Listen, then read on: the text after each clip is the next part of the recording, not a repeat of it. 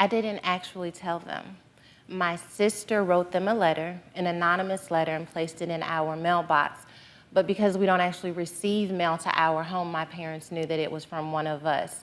And so she was the only one wise enough at the time to include adults. Yeah, I know that Cora actually wrote the letter. Cora, hi, Cora. Hello. Yeah, good to see you again. Good to see you.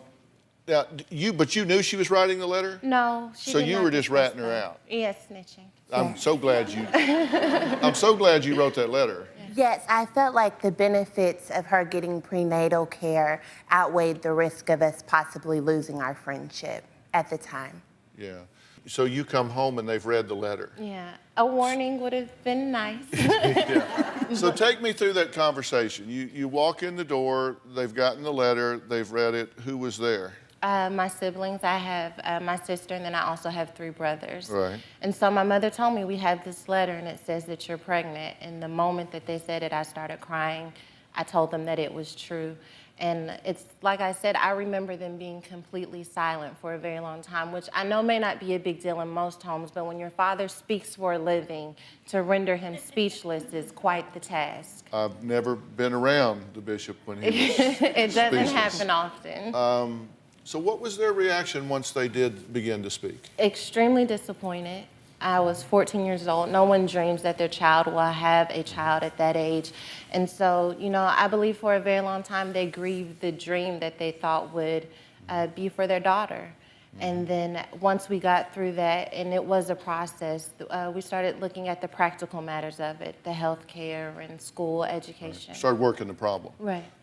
You describe this, and this is what I want parents to hear. You describe this as puppy love, sex, and those don't seem to go in the same sentence, but unfortunately they do. Yeah.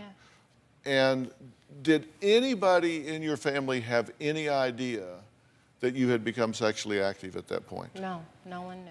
No one knew. And having been in the environment that you're in, and let me define what I mean by that, because I've actually shared the pulpit with your dad and Sarita at your church, and I know that this is a very hands-on, real-world ministry, meeting people where they are. And I know that they talk about premarital sex. I know they talk about teen sex. I know they talk about all that. You had been exposed to all of this growing up, but yet you still put yourself in harm's way. How do you see that looking back?